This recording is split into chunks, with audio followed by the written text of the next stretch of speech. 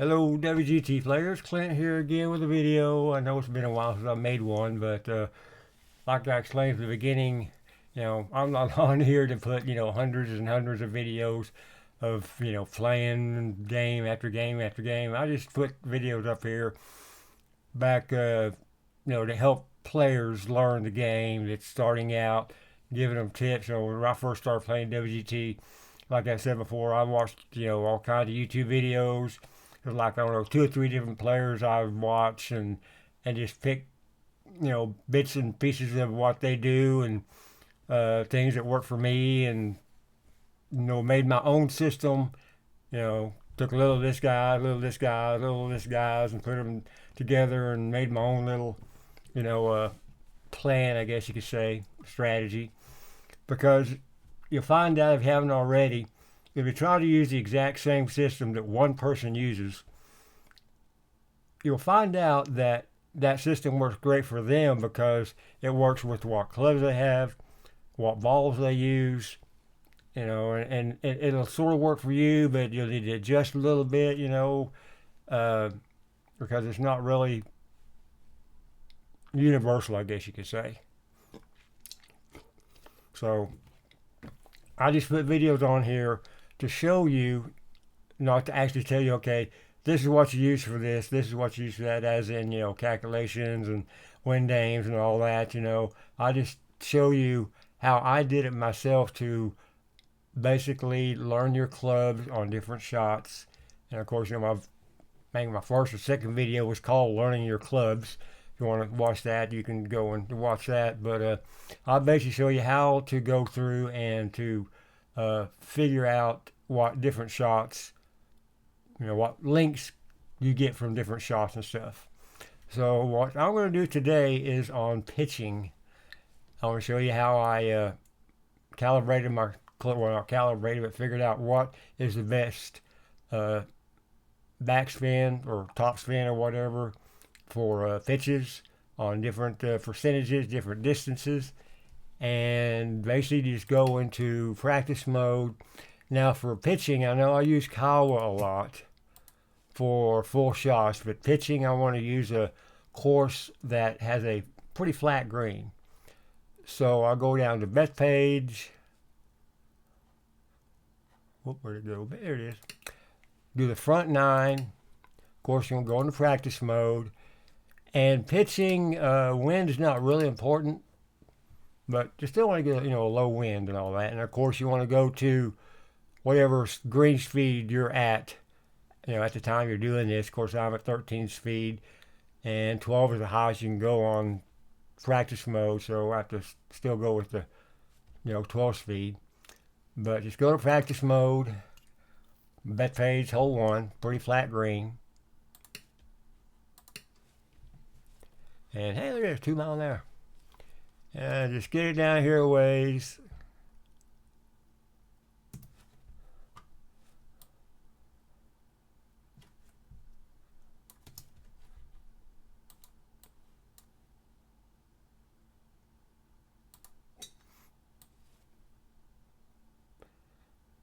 It doesn't matter where it lands. I just want to get it up to close to the green. So that's 60. I'll go probably about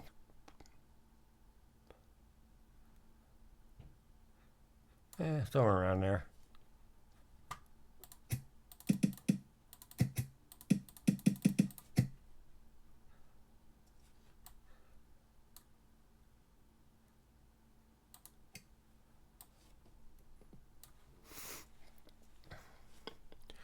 Okay, what I do is, of course, the front of this green is pretty flat. You do have a little bit of a slope in the back here. Well, you can't see that, but you got a little bit of slope back here. But basically what I do, put it on pitch, and to see how much spin I want to put on it, first thing I want to do is, let me get a smidgen closer. And a little closer, yeah.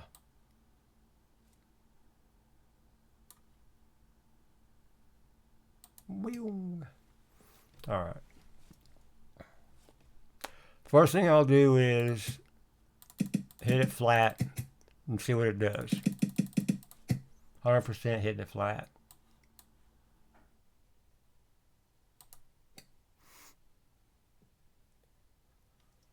All I'm worried about is the roll.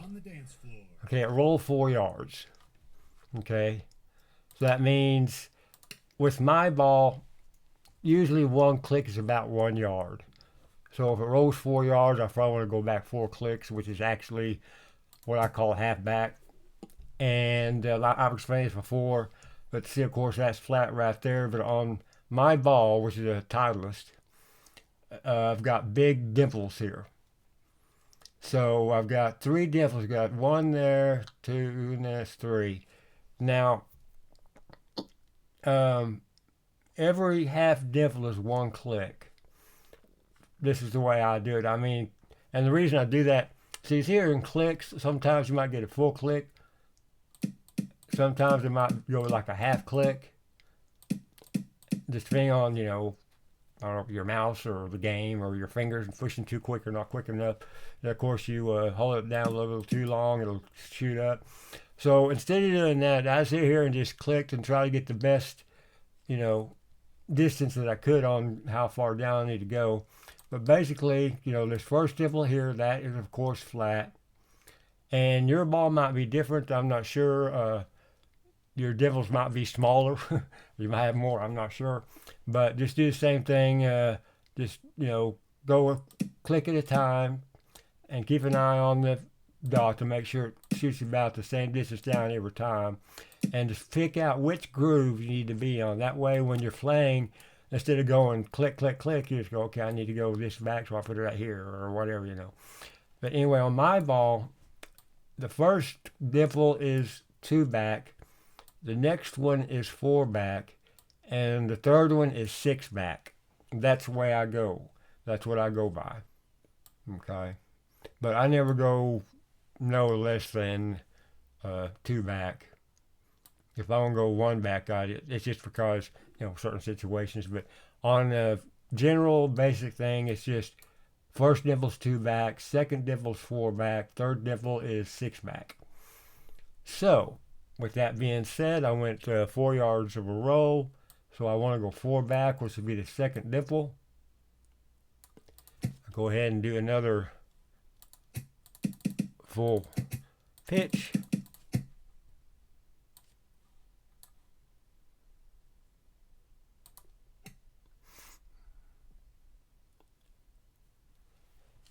Okay, and that rolled 2 yards.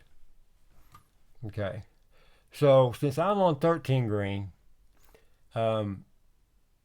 it's going to roll a little bit more than on 12 speed greens. So I don't want to have my pitch, say for example this pitch went 16 yards. Okay, on 13 speed it will probably go 17 yards, which in reality it did, because I did all this on the 13 or on this 12 speed green. And then after I got my distances for all my pitches that I wanted to do, I went back into regular score mode where I got 13 greens, did the same thing, got it right here, and did 100% pitch at 4 back, and it went 17 yards. Then I restarted the game, came back here again, 13 speed greens, and I did the shortest pitch at 4 back, and it did the same thing. It went 1 yard longer than what it is on the 12 speed. You don't want it to land and stick there, because you want it to, whoops, roll a little bit so it'll roll into the cup. Uh-oh. Okay, see, that rolled back a yard. So once you, let's see here.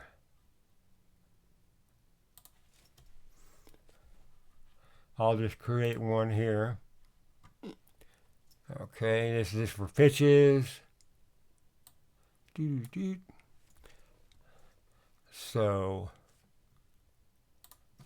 I'll say 100, 95, 90, 85, yeah, that's right, 80, 75, and so far, so up there. So 100 yards, or I'm sorry, 100%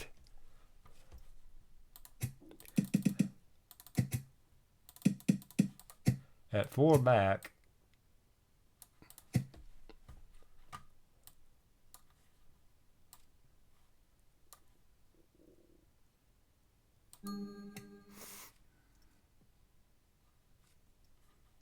okay, with 16 yards, 14 carry, 2 roll. So I would write 16, and that was 4 back. Okay, meaning went 16 yards, I went 4 back. And I go to 95%. And on getting distances, the hitting the ding is not real important. I mean, you want to get close to the ding, but you don't need to ding it every time. Now, for accuracy, yes, hitting the ding is important for accuracy, but not for distance. So I go back down to 4, go to 95%.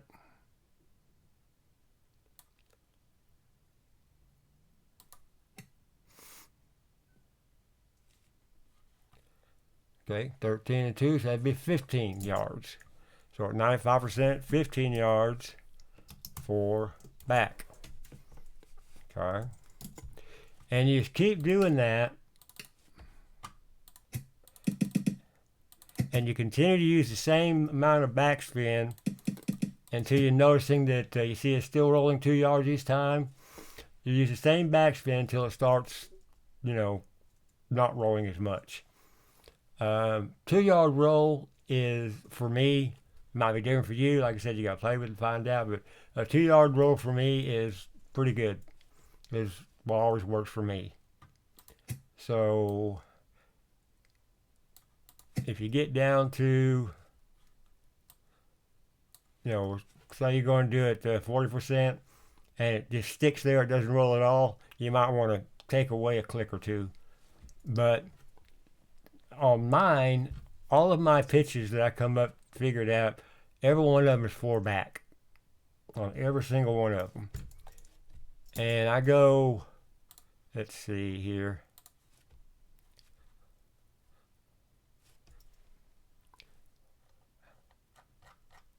Oh, that's not the right one. There we go. See, every one of them was 4 back, and I went down to 2 feet or 2 yards. And I even, you know, how much it rolled and all that. But see, I was a 3-yard roll on the 12 speed. It was just a 2-yard roll, and all of mine were 4 back. And if I hit it flat, it was 100% flat. Was 18 yards. I've never used a flat pitch. If it's 18 yards, I'm going to punch it. I'm not going to do a pitch or even a flop. But all of mine was 4 back on every single one of them. And then in 25-30, I went 5 back, 30-47 back, 40-54 back. But I don't use that much. I sometimes do flops on the 4 back or the in the roughs. But anyway, you'll let's see here. There we go. So you'll just go to 90. Right.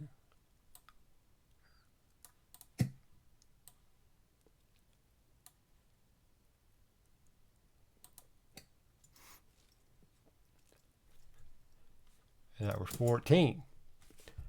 So as you see a pattern here, 5% is 1 yard, which is true, because if you'll see, I've got, except for right here, some reason both of them's 4, but 2, 3, 4, then 5, 6, 7, 8, 9, 10, better all the way down. So 5% for me is 1 yard. All of them 4 back. Now I like that consistency, so that's why I kept it was like that. 4 back all the way through. Now, if it's downhill, let me see. What you want to do on aiming your pitch, like I said, hitting the ding's not that important for distance, but it is for aiming. You'll want to first go into putter view mode.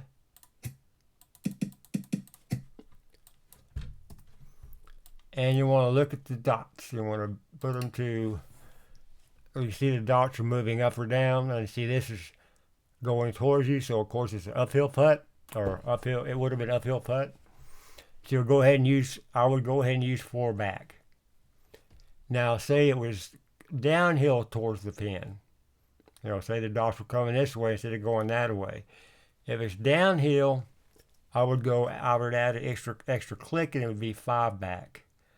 Because if it's downhill, 4 back, it rolls too far. And you want to look at the green, not the elevation the way you're standing. Okay, because let's see, let me see if I can't get it over here somewhere, how good my accuracy is going to be. Might take a few tries, but let's see.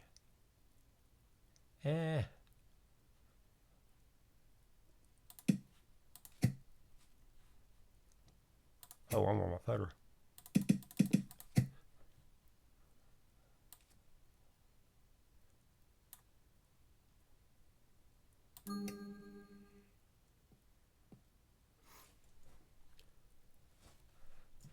Okay, this looks like it's downhill, but anyway, you'll go to your putter view. Look at see, this is downhill. It's moving towards the cup. Now, even though, well, I guess it's the same with the putter. Even though you're 6 inches down, you don't want to think, okay, well, it's 6 inches down, I got to, hit it less than, or give it more than it's 5 back. I'm not worried about that because, as you know, it's only a 2-yard roll. So you only need to worry about the first, few feet of the, because you're going to be in the air until about, let's see. Because on the putter's view, the square is 2 feet by 2 feet. Okay. So you only need to worry about maybe, I'd say 4 to 5 feet of this green. So you're not needing to worry about it uphill. So say, for example, I was up here somewhere, and let's just say it's 2 feet down from where I'm at. Well, that doesn't mean it's 2 feet down from here to here. Last couple of 2 or 3 squares. Because actually it's 6 inches down here, and then go back to, let's just go back 2 squares. It's 5 inches here. Actually 1 inch down from what you're actually going to roll. Okay, you're not worried about this because you'll be in the air.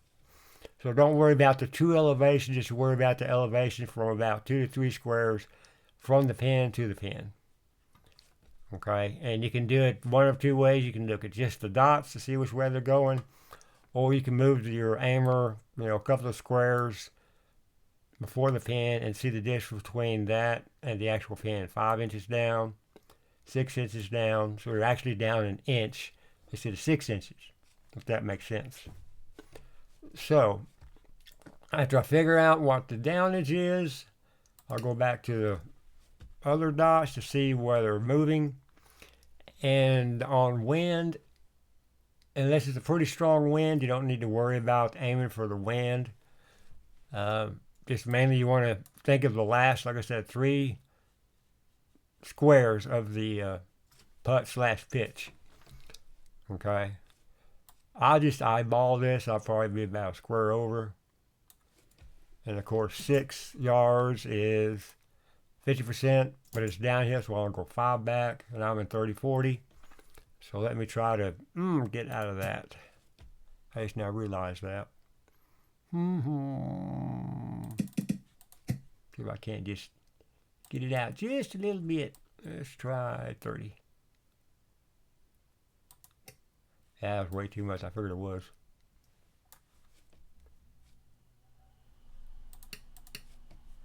Okay, let's try.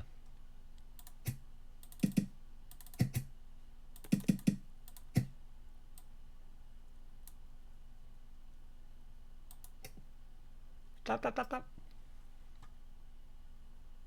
Okay, well, the bridge. All right.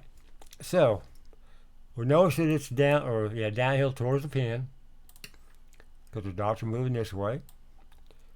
And it's 6.2 inches down. But you want to look at here to about 2 or 3 squares. So 6.2, 5.1. So still, about an inch. So I had about a half square over.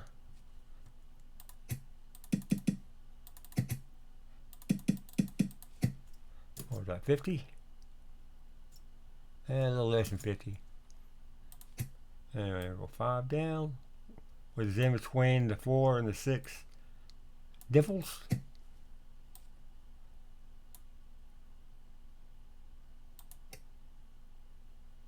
Nah, a little bit too far over. But that's how you aim your pitches. You're just worried about the first, 3 squares. You're not worried about all this back here. Okay? So basically just get on, bet page, first hole, and practice mode. Wind's not real important because you're doing just pitches, but you still want to do, low wind, because you'll get bet page, you get a pretty low wind, and just start hitting them. And you'll, figure out, make your little spreadsheet of what it does, and be sure to do it on the same, green speed that you actually play on. And of course, every time, if you ever change your balls or get a new club, I don't know why you would want to, because with me on the 64 wedge, well, I can't show you there, I'll show you here. See, I've got a level 52 wedge, and I got that one because this, I like this one. I really do, because it works real good. Well, basically what I'm saying is, once you get your 64 wedge, you want to just keep that one, because every time if you upgraded your wedge, your 64 wedge to something else, and it's a little different, let me change that to, there we go. It's a little different, like the distance is different, or the spin is different. You'll have to, redo all your pitches, and, your full shots, your flops, you have to redo all of those again. So the good thing on a 64 wedge, the best thing to do is when you get one, just keep it. Because really, unless you're trying to find one that you really like, but I would, when you're able to, I would probably get this one here, the level 52 Max Fin 64, because it's a real good club. It sticks good.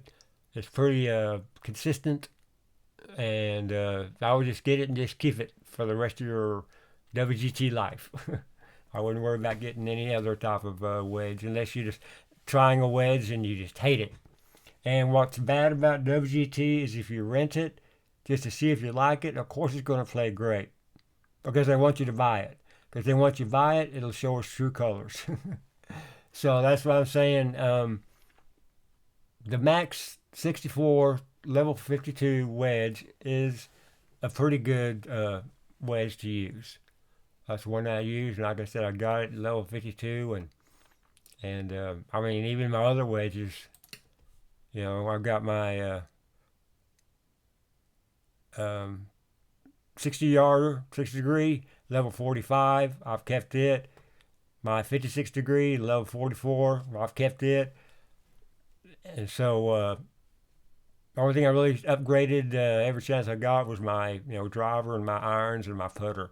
For all my wedges, once I got them, I just kept them, because I have them so calibrated and so documented that I didn't want to go through all that BS again to redo everything. So I just got them and kept them, and they continue doing the good job for me. Okay, so basically, once you get your wedge, keep it.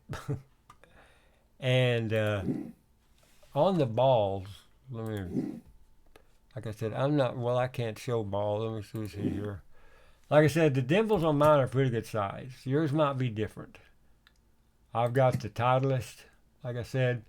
Level 93. And Titleists are good balls, and you don't have to get to level 93 if you don't want to spend that much money on it. Just, get the whatever ball you want, and, like I said, stay with the same ball. Because you change your balls, you got to recalibrate everything, recheck everything.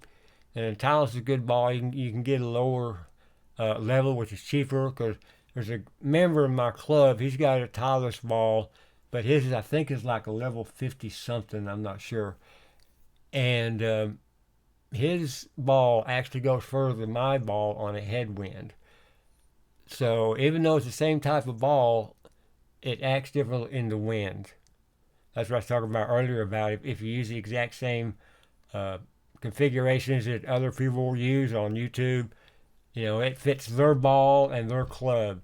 You know, their level ball, their level club, it works great for them.